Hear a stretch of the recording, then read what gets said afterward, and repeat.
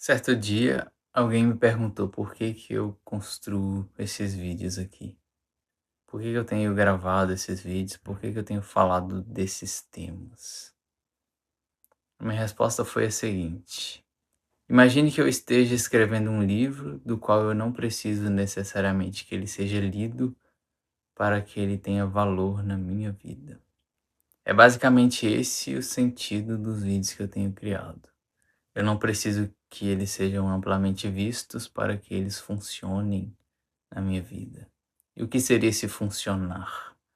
À medida que a gente constrói algo, à medida que a gente dá um formato para aquilo que a gente estuda, para aquilo que a gente quer se tornar, aquilo vai se tornando corpo. Então, tudo que uma hora era abstrato e mental se torna encarnado na nossa vida. No nosso processo de desenvolvimento espiritual, a gente precisa trazer para a matéria de alguma forma aquilo que a gente quer se tornar. E o objetivo não é que a gente traga e seja reconhecido e visto por isso. O objetivo é que a gente traga para a matéria, traga para a vida, para que cumpramos de alguma forma a nossa própria jornada, para que cumpramos o nosso vínculo com o eixo interno, com o self, por exemplo. Então a gente vai dando vida àquilo que o sagrado quer de nós, mesmo que a gente não tenha certeza do que está fazendo sempre, mesmo que a gente não tenha garantias do que a gente está fazendo. À medida que você vai fazendo na sua vida o que é importante para você, você consegue notar claramente que você vai se tornando aquilo que é mental, aquilo que é abstrato, aquilo que é uma vez apenas interno, aquilo que faz parte apenas do seu mundo interior.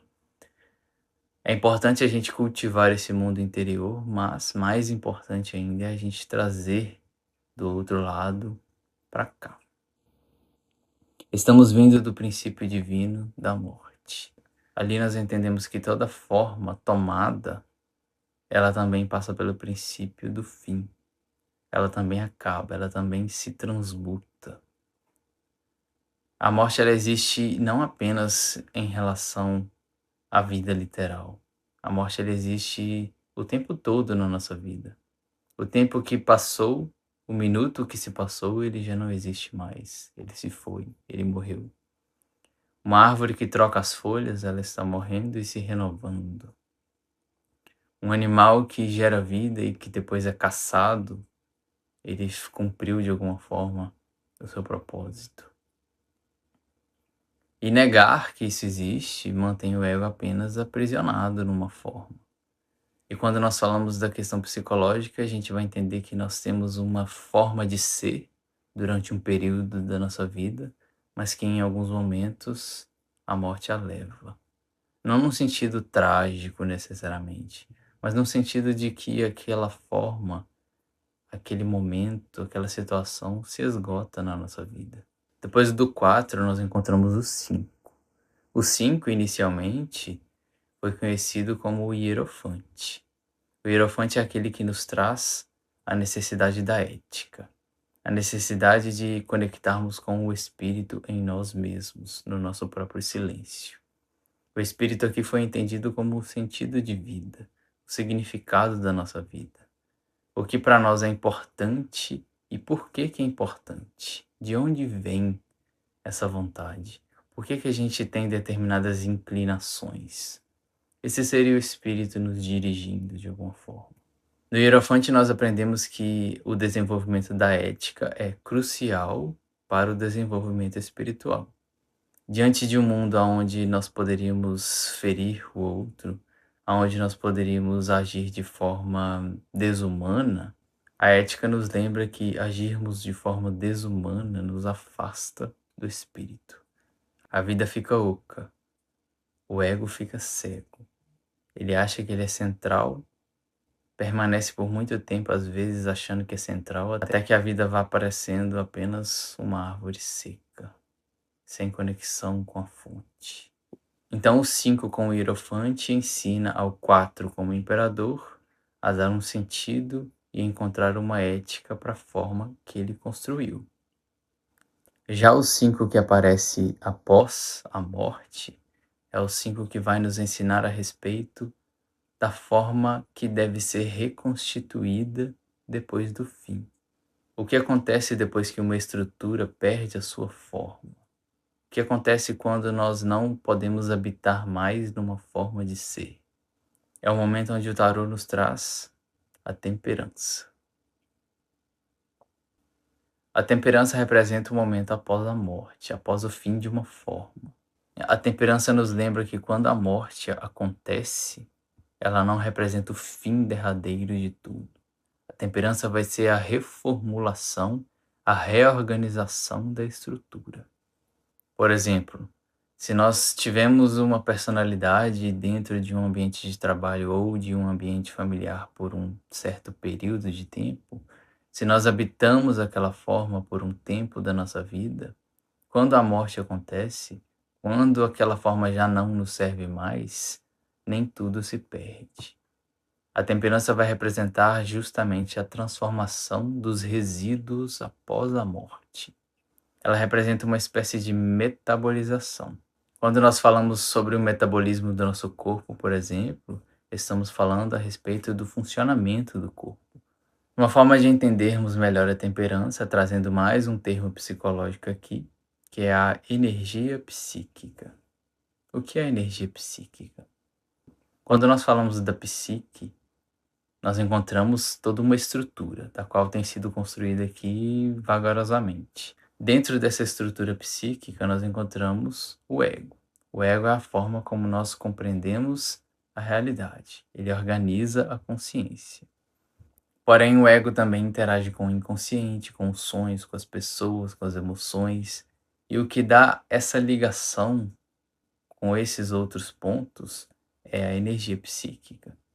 Nós podemos dizer, de forma bem simplificada, que a energia psíquica seria o combustível do ego, o funcionamento interno do ego. Então, o metabolismo do ego psiquicamente funciona a partir da energia psíquica. Então, a temperança ela acontece no momento onde a energia psíquica será reconfigurada. Como isso pode ser traduzido? Imagine que por um tempo você teve uma forma de ser. Essa forma de ser já não lhe serve mais, porém você precisa encontrar um reajuste, uma reorganização melhor para que você não perca simplesmente tudo que um dia você foi. Mais uma vez, a morte não é o fim de tudo, a morte é uma etapa. Então, a alma, a inteligência divina, vamos colocar assim, ela vai organizando, reorganizando a energia psíquica. Então, o ego deixa de se organizar a partir de um formato e vai se reorganizando a partir de um novo formato. Quando você se relaciona com alguém, por exemplo, por um período, você habita uma forma. Você é alguém junto daquela pessoa. Quando aquele relacionamento acaba, quando aquele relacionamento morre, você não perde tudo que você viveu no relacionamento. Você se lapidou, você se tornou uma pessoa que coloca mais limites ou que aprendeu que não precisa colocar tantos limites assim. Isso tudo vai representando uma nova configuração. Essa nova configuração que a gente vai tomando nessas passagens é nomeado como a temperança. E essa energia psíquica, ela é conduzida de acordo com a sabedoria divina. Ela vai sendo conduzida de acordo com a sabedoria da alma. A alma é aquela que organiza o que é necessário para que o ego se desenvolva. Então, de forma internalizada, a energia psíquica vai organizar os conteúdos internos do ego. Se algum dia você viveu por muito tempo com a energia psíquica voltada, por exemplo, para um trauma, para uma dor de infância, depois de um longo processo de aceitação, às vezes de terapia, de autoconhecimento, em cima daquela dor, a energia psíquica que estava direcionada muito fortemente naquela direção se dissolve, liberando espaço para que a alma traga novos conteúdos para que o ego continue o seu desenvolvimento. Essa é a temperança. De uma forma externa, nós vamos entender a temperança como os cenários que nos são colocados. Se algum dia você conviveu com determinada pessoa que despertava determinados afetos em você, uma pessoa, por exemplo, que falava muito e você, sendo uma pessoa que falava pouco, aprendeu a conviver e hoje em dia você consegue metabolizar de uma forma diferente a questão da fala. Você não é apenas a pessoa que fala muito, nem a pessoa que está sempre em silêncio, porque de alguma forma a temperança te traz uma nova configuração. Essa nova configuração vai fazendo com que a sua vida avance e você encontre outras pessoas que lhe trazem outras dinâmicas para que a vida continue a ser temperada. Então, isso acontece tanto num processo interno quanto num processo mais amplo. A temperança ela representa uma vista de forma mais alta e panorâmica da nossa vida. Então, de alguma forma, você está inserido num convívio com determinadas pessoas e ali existe todo um trabalho acontecendo. A temperança ela vai reequilibrando os 4 elementos de uma vez só. Isso tudo é muito paradoxal, porque às vezes uma mesma pessoa vai despertar em você tanto interesse quanto aversão. E esse é o ser humano. A gente querer viver encontrando apenas pessoas que são completamente afins é uma fantasia infantil. A gente sempre encontrará pessoas que terão afinidades com a gente, mas também pontos aonde a gente não concorda tanto assim. Isso tudo vai nos equilibrando. Às vezes uma pessoa é mais elemento fogo, você menos elemento fogo. O convívio ajuda você a equilibrar o seu elemento fogo. Às vezes a pessoa é mais elemento ar, mais pensante, você é menos. No convívio você aprende a equilibrar o seu elemento ar. Além do mais, a ideia não é que nos tornamos pessoas 100% em tudo. A temperança nos lembra que o convívio, o contato com outras pessoas com diferentes raízes também faz parte de uma grande orquestra. Às vezes uma pessoa que é mais líder, ela vai ocupar um papel dentro daquela dinâmica em que outra, por ser mais sensível, talvez não ocupe. Mas não quer dizer que uma seja melhor que a outra. O objetivo é que cada uma ocupe o seu lugar, ao mesmo tempo que todas elas formam uma grande orquestra. Essa é a temperança. Na nossa imagem, nós vemos a deusa egípcia Ísis. A mitologia de Ísis já foi contada aqui. É uma mitologia que fala sobre o que acontece após a morte de uma forma. Ela reorganiza sob outras condições, outras configurações. A temperança ela representa muito a questão da cura. E quando nós falamos de cura, nós vamos falar sobre essa nova configuração que a gente encontra na nossa vida. Essa reorganização que o próprio sagrado vai fazendo em nós. E isso por si só é cura. O ego vai deixando de ser apenas rígido, fechado nas certezas e vai aprendendo a ser mais participante da vida. Lembrando que o 5, ele nos traz o contato com o espírito.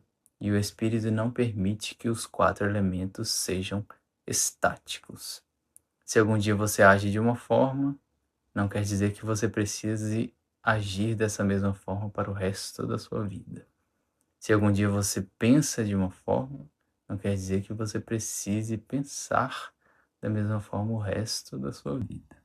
Outra forma de entendermos a temperança seria a seguinte: o self, o grande organizador de tudo, entrega para a alma, aquela que organiza e orquestra e educa, o ego. Então o self derrama o seu líquido espiritual, a alma recebe e organiza o que é necessário para que o ego aprenda e avance espiritualmente. E depois disso nós vamos então compreender qual a função dos 4 elementos aqui. O que a gente consegue aprender na prática, desenvolver na prática para nos conectarmos com a temperança.